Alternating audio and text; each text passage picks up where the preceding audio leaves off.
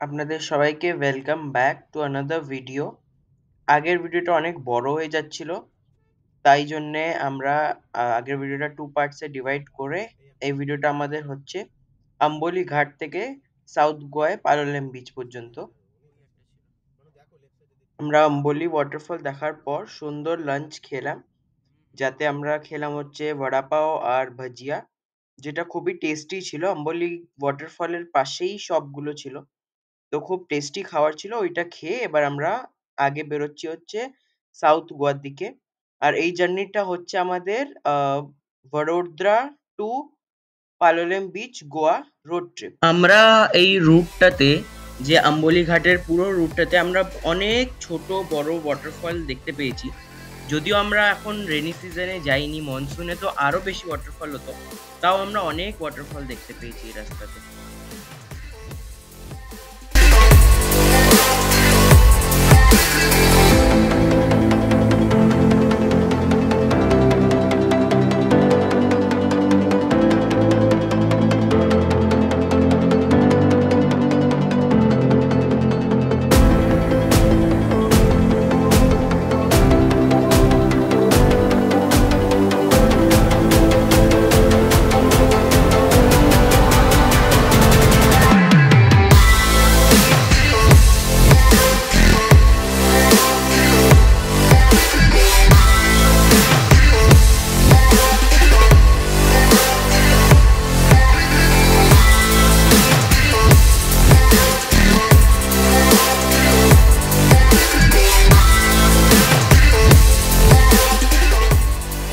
পুরো রুটটাতে ভরে ভরে গ্রিনারি আছে, দুদিকেই পুরো গ্রিনারি। আর মাঝে মাঝে গ্রিনারির মাঝ দিয়ে পাশে যে রাইট সাইডে ভিউটা পাওয়া যাচ্ছে ভ্যালির পুরো, ওটা তো আরো সুন্দর লাগছে একদম দেখতে। আর সাথে অনেক যেরকম মাঙ্কিজ হয়, ওই ছোট বড় ছোট ছোট মাঙ্কিজ, এখানে অনেক আমরা মাঙ্কিজও দেখতে পাচ্ছি রাস্তাতে, রাস্তা ক্রস করছে এরকম অনেক মাঙ্কি আমরা দেখতে পেয়েছি।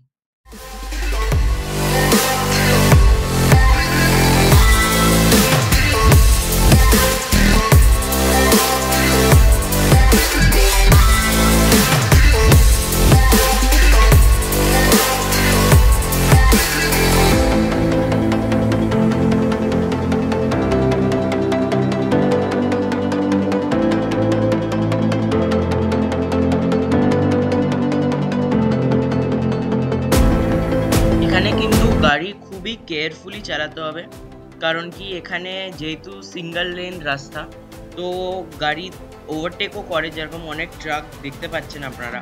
তো এখানে গাড়ি ওভারটেকও করে ট্রাকদের, আর টার্নিং এ এরকম অনেক গাড়ি যারা টার্নিং এ ওভারটেক করে, যেটা কি একদমই ভুল। তো আমরা ওইটা তো কিছু করতে পারবো না, তো নিজেরাই সাবধানভাবে চালাতে হবে, একদম স্লো ভাবে। বেশি ওভার স্পিডিং করা তো উচিতই নয় এসব রাস্তাতে।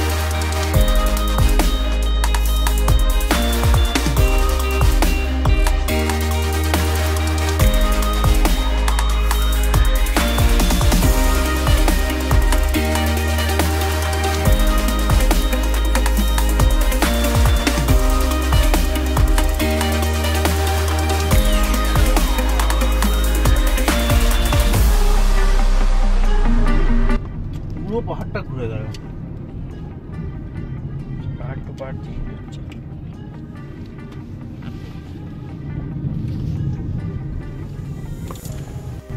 এই ভিডিওটা কিন্তু আমার চাই, হ্যাঁ নিচে নামলেই আমাকে ট্রান্সফার করে দিবি।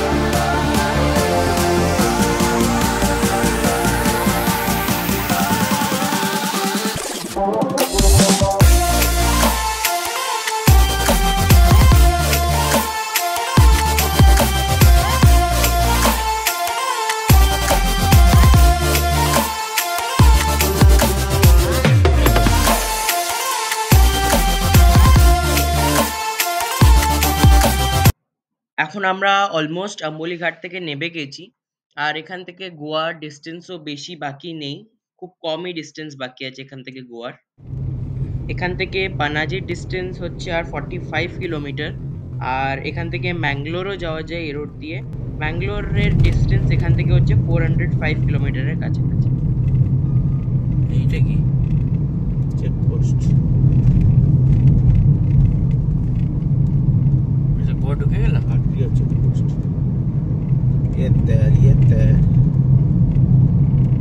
গোয়া ঢুকে গেছি। তো আমাদের ডেস্টিনেশনের বিলবোর্ড এসে গেছে, পালোলেম বিচ, যেটা সোজা কিলোমিটার এখানে লেখা নেই, কিন্তু আমাদের রিসর্ট এখন এখান থেকে 100 কিলোমিটারের কাছাকাছি আছে। আর টাইম দেখাচ্ছে 2 ঘন্টা 20 মিনিট মতন। আর এখন আমরা NH66 দিয়ে যাচ্ছি, আর গোয়াতে আমরা এন্টার করে গেছি।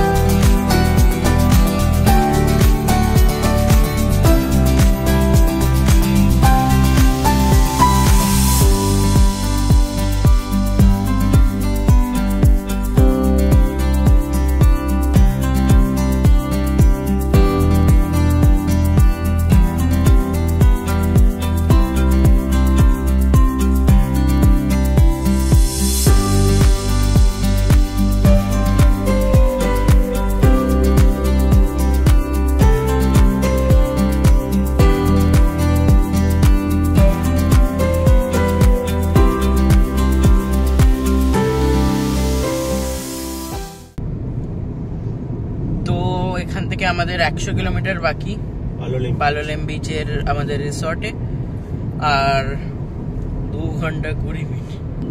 এখনো 2 ঘন্টা 20 মিনিটই দেখাচ্ছে, কারণ হয়তো জ্যাম আছে রাস্তায়, ট্রাফিক বেড়ে গেছে রাস্তায়।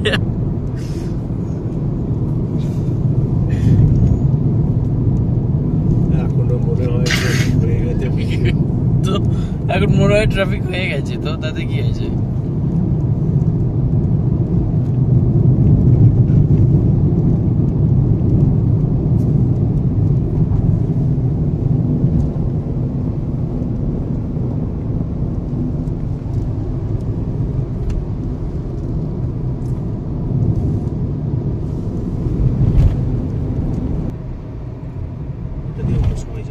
সন্ধ্যেবেলা বা অন্য সময় যাবো এটা দিয়ে।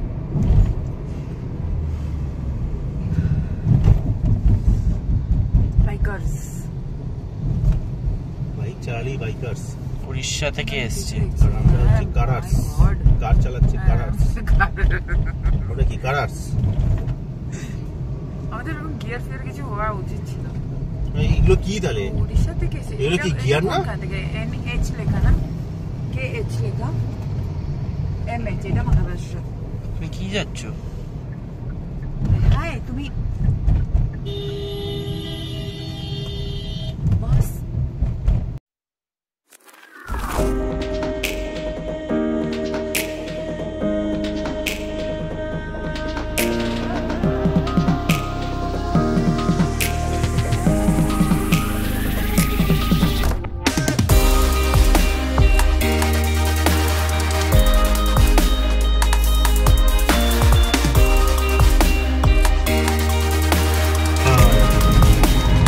দেখলে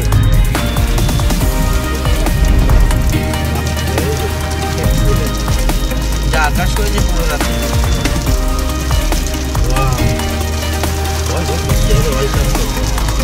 ওয়েলকাম।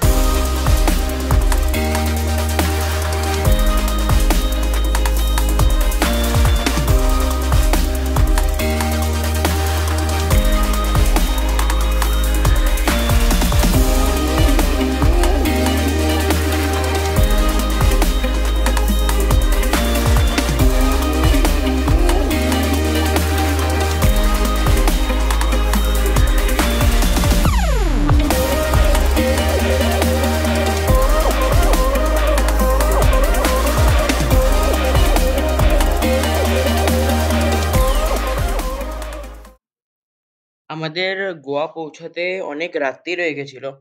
আর সাউথ গোয়াতে পালোলেম বিচের আগের রাস্তাটা পুরো জঙ্গলের মধ্যে দিয়ে ছিল। আর পুরো অন্ধকার রাস্তা ছিল, কোনো স্ট্রিট লাইট কিচ্ছু ছিল না। আমরা ৯টা নাগাদ পৌঁছে গেছিলাম সাউথ গোয়াতে। আর আমরা আমাদের রিসর্টে চেক ইনও করে নিয়েছিলাম। আমাদের রিসর্টে নাম হচ্ছে, সাউথ গোয়াতে যে রিসর্ট পালোলেম বিচে আমরা নিয়েছি তার নাম হচ্ছে রোকোকো পেলটন, যেটা একদম বিচ সাইডের বিচের ওপরেই আছে আর কি, পালোলেম বিচের ওপরেই আছে রোকোকো রিসর্টের নাইট ভিউ। ভালো রকম বৃষ্টি হচ্ছে এখন সাউথ গোয়ার দিকে। তো এখানে কটা রুম আছে, আর আমাদের রুম নাম্বার হচ্ছে 103, যেটা এইদিকে।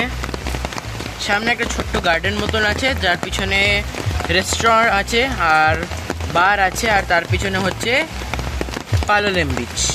তো এইটা হচ্ছে আমাদের।